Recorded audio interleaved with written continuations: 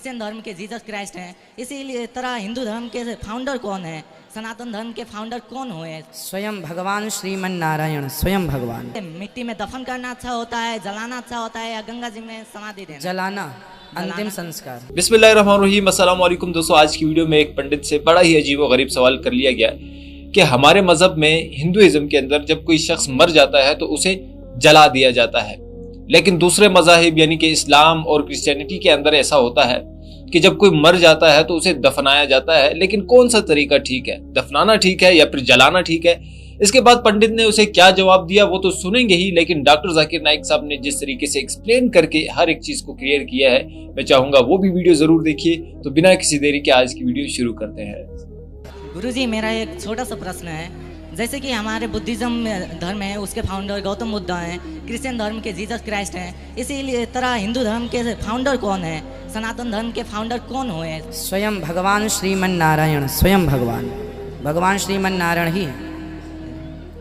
और दूसरा प्रश्न मेरा ये था महाराज कि जैसे कि कोई भी इंसान की जब मृत्यु हो जाती है तो उसे मिट्टी में दफन करना अच्छा होता है, जलाना अच्छा होता है, या गंगा जी में समाधि देना? जलाना, अंतिम संस्कार। क्यों अच्छा होता है वो कुछ व्याख्या कर दीजिए महाराज। क्योंकि पंच तत्वों से शरीर बनता है। जी हाँ। अग्नि ही एक ऐसा तत्व है जो पांचों तत्वों को पांचों में लीन कर देता है। कैसे? कैसे? जैसे हम जलते हैं, जब कोई मरने के बाद जलता है, जी हाँ, तो शरीर में जो अग्नि तत्व है, अग्नि में जलने से वह अग्नि तत्व अग्नि में मिल गया। बोलो हाँ। हाँ। वायु तत्व निकल के वायु में मिल गया। बोलो हाँ। हाँ। जल तत्व भाप बन के उड़ गया। जी हाँ। हाँ। बचा आकाश तत्व, तो आकाश तत्व आकाश में, फिर बची मिट्टी तत्व तो राख बच गई। जी हाँ। अब आप किसी को जमीन में गाड़ देंगे तो जमीन में गाड़ने के बाद मिट्टी तत्व, पृथ्वी तत्व तो पृथ्वी में मिल जाएगा, जल तत्व जल में मिल जाएगा, पर मिट्टी के अंदर आकाश तत्व कैसे मिलेगा? पहला, ठीक है? ठीक है। दूसरा तत्व अग्नि तत्व मिट्टी के अंदर कैसे मिलेगा? इसलिए वह मरने के बाद तो फिर सब हड्डियां गल ही जाती हैं जमीन में गाड़ने पर फिर भी जो हमारे सनातन धर्म का प्रोसेस है कि पांच तत्व जाकर पंच तत्व में मिल जाएं, उसके लिए अग्नि संस्कार से फिर बड़ा कोई संस्कार नहीं है। मेरा सवाल इनका तो आपने जवाब सुन लिया, अब डॉक्टर जाकिर नाइक साहब का भी जरा जवाब सुन लीजिए। ये कहा जाता है कि जब कयामत का दिन आएगा तो उस वक्त अल्लाह जब सबको फिर से उठाएंगे तो कहा जाएगा कि अपनी कब्रों से उठो। तो हम हिंदुओं का क्या होगा, क्योंकि हमारी तो कोई कब्र नहीं होती। भाई साहब का सवाल है कि वो कहते हैं कि क़यामत के दिन जब अल्लाह ताला वापस से हमें दूसरी जिंदगी देंगे तो कहेंगे अपने कब्रों से उठो। हिंदू भाई साहब पूछे कि हिंदू लोग तो कब्र में दफनाए नहीं जाते, हिंदू बच्चे दफनाए जाते ना। हिंदू बच्चे, हिंदू मजहब में छोटा बच्चा है उसको जलाया नहीं जाता, उसको दफनाया जाता है। फिर भी कई मुसलमान है जो डूब के मरते हैं, जो जल के मरते हैं, उनको भी दफनाया नहीं जाता है, जिनकी हमें मिलती नहीं। ये जब अल्लाह ताला कहेंगे कि फिर से हम जिंदगी देंगे, जरूर नहीं कि आप कब्र में से ले आ जाएंगे। जो भी इंसान मर चुका है उसके नई जिंदगी दी जाएंगे। कुरान मजीद में अल्लाह ताला फरमाता है कि अल्लाह उसमें जान डालेंगे, फिर मौत देंगे, फिर से जान डालेंगे। तो अल्लाह जान डालेंगे, चाहे वो कब्र में है, चाहे जलाया गया है, चाहे डूब गया है, जो भी हालत में है, अल्लाह उस इंसान में फिर से जान डालेंगे। और अल्लाह ताला को जान डालना बहुत आसान है, चाहे आप दफनाए गए हैं या चाहे जला दिए गए। अल्लाह ताला फरमाते जब गैर मुस्लिम के एतराज करते अल्लाह से और अल्लाह से पूछते हैं कि जब आप दफनाए जाएंगे और क़यामत के रोज जब इंसान उठाए जाएंगे तो अल्लाह ताला उनको हड्डियां को कैसे जोड़ेगा? जैसे आप पूछ रहे ना, अल्लाह ताला जो कब्र में उनको उठाएंगे, हम कब्र तो नहीं गए, तो लोग पूछते हैं, कुरान मजीद में इसका जिक्र है सूरह क़याम में, सूरह नंबर 75 आयत नंबर 3-4 में, कि अल्लाह ताला हड्डियां को कैसे जोड़ेगा? तो अल्लाह ताला फरमाते हैं अल्लाह हड्डियां को ही नहीं जोड़ सकता है, आपके उंगलियों के पोर पोर को जोड़ सकता है। उंगलियों के पोर पोर। आप सोचते हो अल्लाह ताला क्यों कहता है क्या उंगलियों के पोर पोर को जोड़ सकता है? आज की साइंस ये कहती है, सर फ्रांसिस गोल्टिन एक साइंटिस्ट है जो सन 1880 में एक डिस्कवरी किए कि फिंगरप्रिंटिंग मेथड के दो इंसान करोड़ों लोगों में भी उनके फिंगरप्रिंट यकसा नहीं हो सकते। तो अल्लाह ताला फरमाते हड्डियों को तो छोड़ो, मैं आपके उंगलियों के पोर पोर को इकट्ठा कर सकता हूँ और हू बहू वैसे पैदा कर सकता हूँ। तो अल्लाह के लिए फिर से जान डालना बहुत आसान है, चाहे वो इंसान दफनाया गया है या जलाया दिया गया है या डूब के मरा है। अल्लाह को फिर से जान डालने में, चाहे वो मुसलमान मरा या हिंदू मरा या ईसाई मरा, अल्लाह को जान डालने में बहुत आसान है, कुन फयकुन। और फिर से हमें नई जिंदगी दी जाएंगी और फिर हिसाब किताब किया जाएगा। और हिसाब किताब में अगर आप अल्लाह के अहकामात पे अमल किए तो इंशाअल्लाह आप जन्नत में जाएंगे, इस दुनिया के इम्तिहान में सफलता पाएंगे। लेकिन अगर उनके अहकामात पे आपने नहीं चले, उनके मुताबिक नई जिंदगी बसर करे, तो आप इस जिंदगी में सफलता नहीं पाएंगे।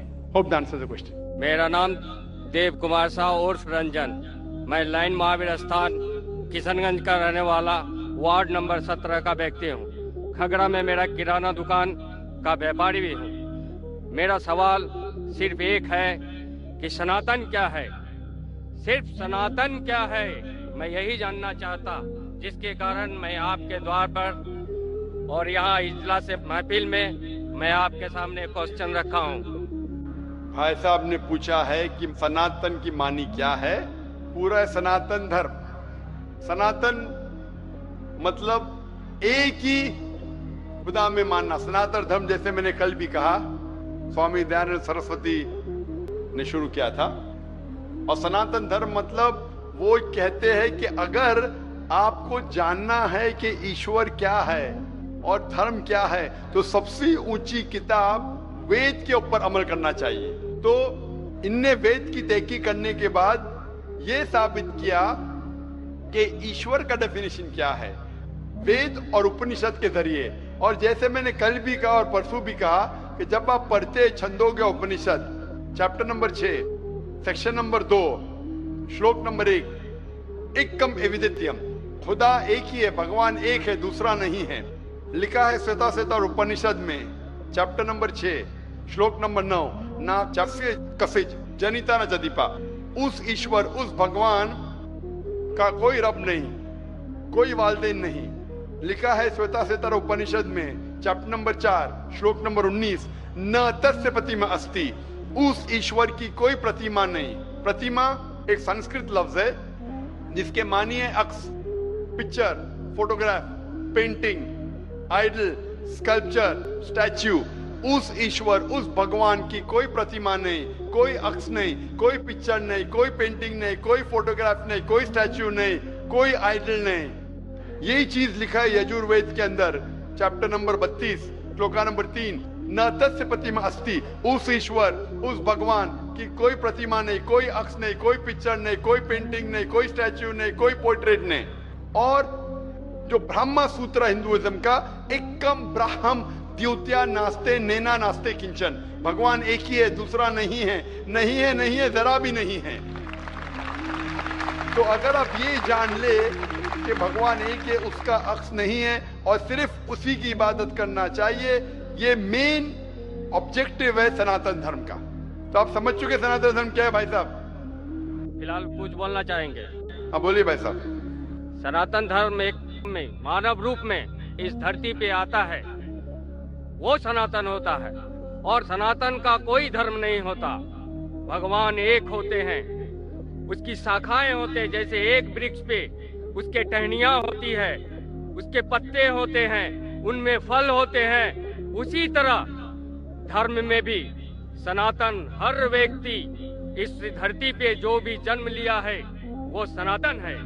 उसका ऊपर वाले को मानने वाला जो व्यक्ति होता है उसकी शाखाएं अनेक होते हैं। भाई साहब, भाई साहब, भाई साहब, जो भी आप बात करते हैं, मैं जो बात करता हूँ हवाला देता हूँ, वेद यजुर्वेद चैप्टर 32 श्लोक नंबर 3। कुछ भी बोलूं, मैं बोलूं 2 + 2 5, 2 + 2 6, तो मुझे हवाला तो देना पड़ेगा ना। आप जो बोल रहे कुछ कुछ लिखा है मनुस्मृति, इसके अंदर जानता हूं मैं जो बात कर रहा हवाला देके एकदम ब्रीफ में कह रहा हूं। आप जो बोल रहे, मैं ये नहीं जानना चाहता हूं आप क्या मानते हैं। इसीलिए मैंने कहा कि धर्म को जानने के लिए धर्म के मानने वालों को मत देखो, धर्म के शास्त्रों को देखो। तो मैं यह सुनने के लिए नहीं आया हूं आप क्या मानते हैं सनातन धर्म में। मैं ये जानना चाहता हूं आपकी धार्मिक किताबें क्या कहती है। अगर मैं हर एक की बात सुनने लगूं, या लाखों लोग हैं, 5 से 10 लाख का मजमा है, कि वो क्या कहना चाहता है, तो फायदा क्या है। आप समझ रहे ना। तो जो भी आप जवाब देते हैं, अगर आप कहते हैं तो आप हवाला भी दो। आप हवाला दो भगवत गीता का, उपनिषद का, वेद का, फिर बात करो। खाली बात करने में क्या फायदा। हवाला दीजिए, बात कीजिए, फिर आपको पता चलेगा क्या सही और क्या गलत है। तो जी हाँ दोस्तों, वीडियो आपने देखी। होपफुली आज की वीडियो आप लोग को जरूर पसंद आई होगी। मजीद इसी तरह की वीडियोस देखने के लिए हमारे चैनल को जरूर सब्सक्राइब कर लें और बेल नोटिफिकेशन को ऑन करना बिल्कुल मत भूलिए। मिलते हैं एक और वीडियो में, तब तक के लिए दीजिए इजाजत। अल्लाह हाफिज।